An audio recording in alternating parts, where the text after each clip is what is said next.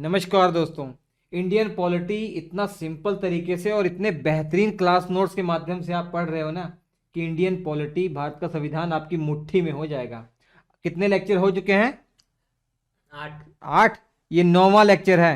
Yes sir. और इस video के अंदर आप 1892 का भारत परिषद अधिनियम पढ़ेंगे। जी सर। भारत के संविधान, इंडियन पॉलिटी का हम पोस्टमार्टम कर दे रहे हैं। एकदम एक एक चीज बारीकी समझ रहे हैं, जी सर। कुछ भी रटना नहीं पड़ेगा यस आपको। सर।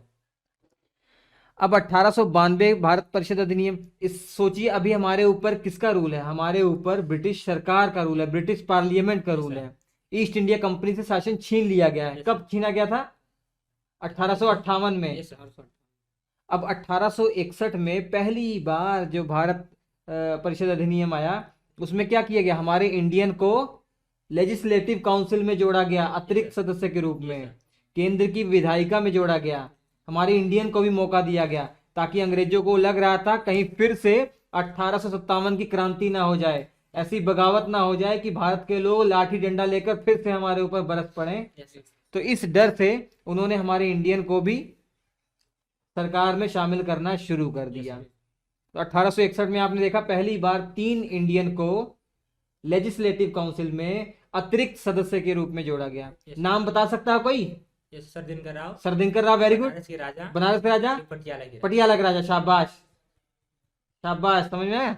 चलिए, अब 1892 में और लोगों को मौका दिया जाएगा और इसका विस्तार किया जाएगा। Yes, sir. देखिए, पूरा तुलनात्मक तरीके से पढ़िए कि पहले क्या था, फिर उसके बाद क्या परिवर्तित हो रहा समय समय पर, समझ के यस सर।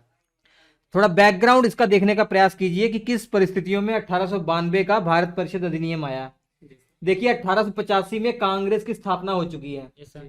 ये कांग्रेस स्थापना कैसे हुई, कब हुई, पूरा डिटेल हमने मॉडर्न हिस्ट्री में पढ़ा दिया है।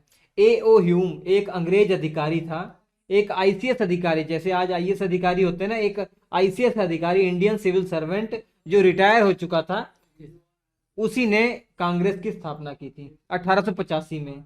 अब कांग्रेस डिमांड कर रही थी कि भैया जो आपने 1861 में प्रावधान किए थे ना, वो सफिशिएंट नहीं है, हमें और प्रावधान हमारे लिए कीजिए, हमारे लोगों को और उसमें मौका दीजिए, उनके अधिकारों को बढ़ाइए। तो बार बार डिमांड उठ रही थी यस सर। कि सेना पर कम खर्च कीजिए, ये सब डिमांड कांग्रेस पार्टी के द्वारा उठ रही थी। उसी बीच ये 1892 का भारत परिषद अधिनियम पारित होता है। अब ये कानून किसने बनाया था पता है आपको? इंडिया में नहीं बनता था, ये ब्रिटिश पार्लियामेंट से बना हुआ है।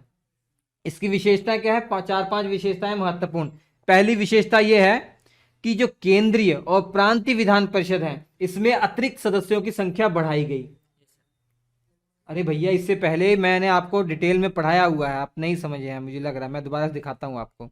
देखिए, ये यहां पर मैं जूम कर रहा हूं। देखिए, ये वायसराय है, यस सर।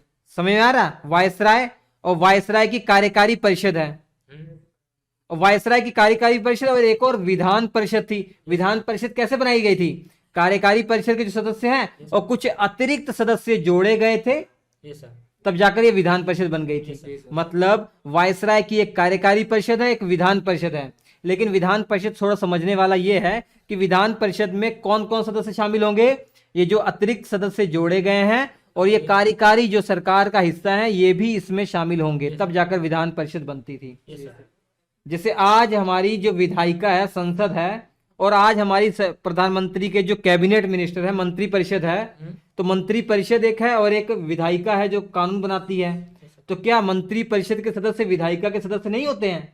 होते हैं ना। वैसे ही ये कार्यकारी परिषद जो थी, एग्जीक्यूटिव काउंसिल थी, ये भी अतिरिक्त सदस्यों के साथ मिलकर विधान परिषद का निर्माण करती थी। ये मिलकर विधान परिषद है, ठीक है। तो ये अतिरिक्त सदस्य 6 से 12 हुआ करते थे 1861 में।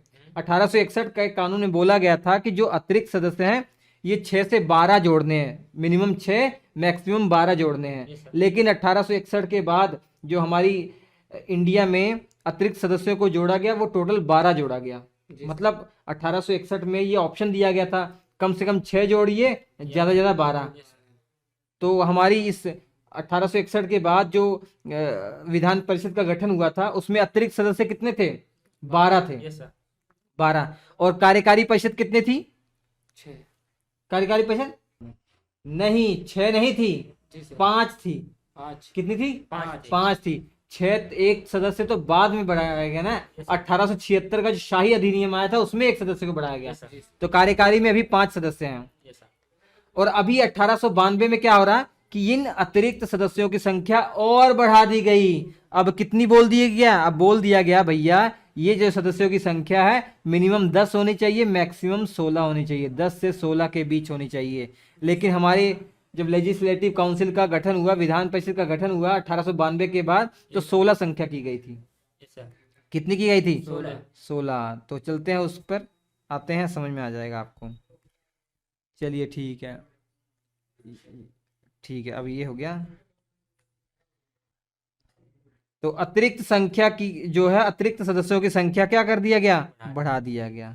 चलिए ठीक है। अब कितना किया गया मैं आपको ये समझाने का प्रयास करता हूँ पूरा सिंपल तरीके से। ये केंद्रीय विधान परिषद की मैं बात करने जा रहा हूँ। एक वायसराय है, वायसराय की एक कार्यकारी परिषद है, Yes, sir. और कुछ अतिरिक्त सदस्य और मिलाकर एक और परिषद बना दिया था जिसको कहते हैं विधान परिषद। Yes, sir. तो वायसराय की क्या, एक कार्यकारी परिषद, एक विधान परिषद है। Yes, sir. मगर विधान परिषद समझने वाली बात यह है कि वायसराय और कार्यकारी परिषद और ये अतिरिक्त सदस्य जो जोड़े गए हैं ना, इन सबका कॉम्बिनेशन कहलाता है क्या? विधान परिषद। विधान परिषद। इन सबका कॉम्बिनेशन विधान परिषद कहलाता है। ठीक है। अब अतिरिक्त सदस्यों की संख्या कितनी कर दी गई? 10 से 16 कह दिया गया। लेकिन जब गठन हुआ 16 ही हमने गठित किया। Yes, sir. अंग्रेजों ने 16 ही गठित किया।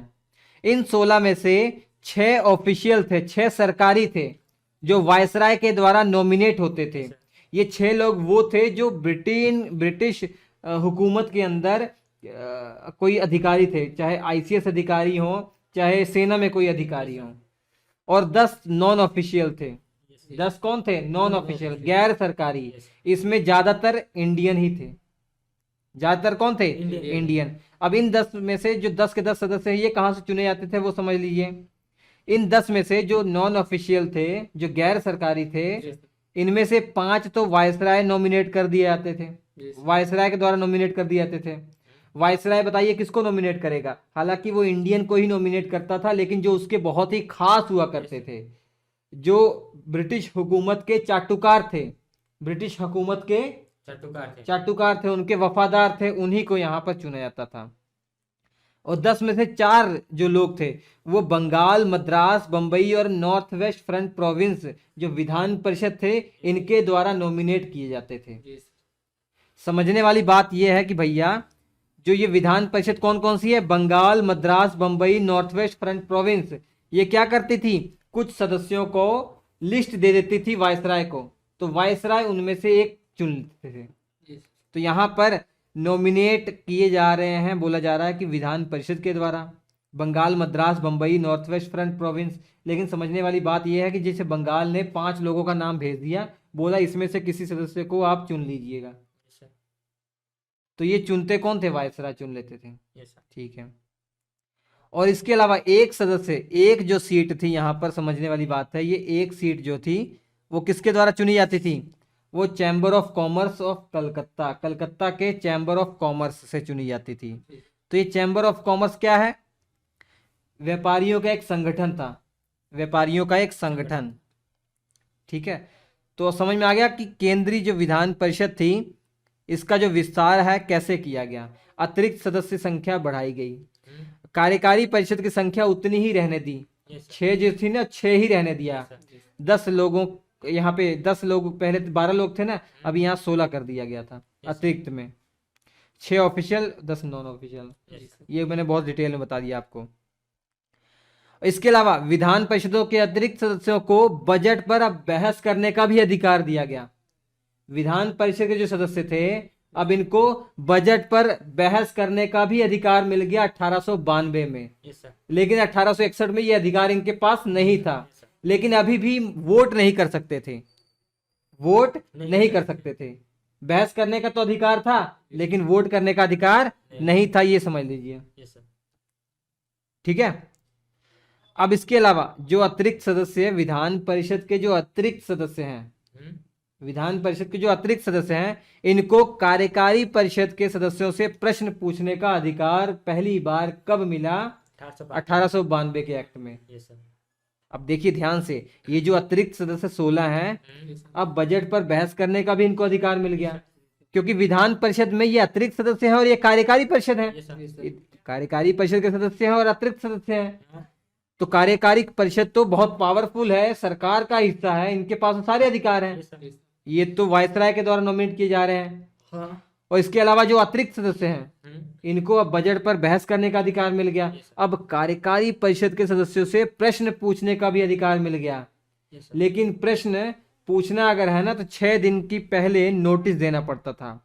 6 दिन पहले नोटिस देना पड़ता था किस व्यक्ति से पूछना है, कार्यकारी परिषद के किस सदस्य से पूछना। प्रश्न पूछना है, 6 दिन पहले नोटिस देना पड़ता था। यस। लेकिन सप्लीमेंट्री क्वेश्चन नहीं कर सकता था, क्रॉस क्वेश्चन नहीं कर सकता था। जैसे आप एग्जीक्यूटिव काउंसिल के सदस्य हैं, यस सर। मैं अतिरिक्त सदस्य हूँ, इंडियन हूँ, मैं अब लेजिस्लेटिव काउंसिल के अंदर क्वेश्चन पूछ रहा हूँ, भैया मेरे गांव का जो पुल है वो आपने बनाया है तो कितना पैसा लगा। आपने एक बार जवाब दे दिया कि भैया 50 लाख रुपए लगा। मैं अब उल्टा क्वेश्चन नहीं कर सकता, क्रॉस क्वेश्चन नहीं कर सकता, 50 लाख कैसे लग जाएगा भाई, वो तो 10 ही लाख का काम है, ऐसा नहीं पूछ सकता, क्रॉस क्वेश्चन नहीं कर सकता था मैं। Yes sir. ठीक है, क्रॉस क्वेश्चन नहीं कर सकता था। तो ये था 1892 का भारत परिषद अधिनियम। समझ में आ गया? Yes sir. इसमें क्या हुआ, केंद्रीय और प्रांतीय विधान परिषद के अतिरिक्त सदस्य संख्या बढ़ाई गई। जो सदस्य संख्या पहले 12 थी, अब इसको कर दिया गया 16 कर दिया गया। वो कहाँ कहाँ से चुने जाएंगे वो भी बता दिया। ठीक है, ये पहला पॉइंट समझ में आ गया, यही मेन है। ठीक है, यही पॉइंट मेन था। और दूसरा पॉइंट देखिए, जो आपकी विधान परिषदों में जो अतिरिक्त सदस्यों की संख्या है, इनको बजट पर बहस करने का अधिकार, इनको एग्जीक्यूटिव काउंसिल से प्रश्न पूछने का अधिकार मिल गया। वोट नहीं कर सकते थे, सप्लीमेंट्री क्वेश्चन नहीं कर सकते थे। तो ये है, बहुत सिंपल तरीके से मैंने आपको बताया 1892 का भारत परिषद नई अधिनियम। समझ में आ गया? यस तो अब हम मिलेंगे अगले एपिसोड में 1909 के एक्ट के साथ, बहुत इंपॉर्टेंट है। सर। नमस्कार।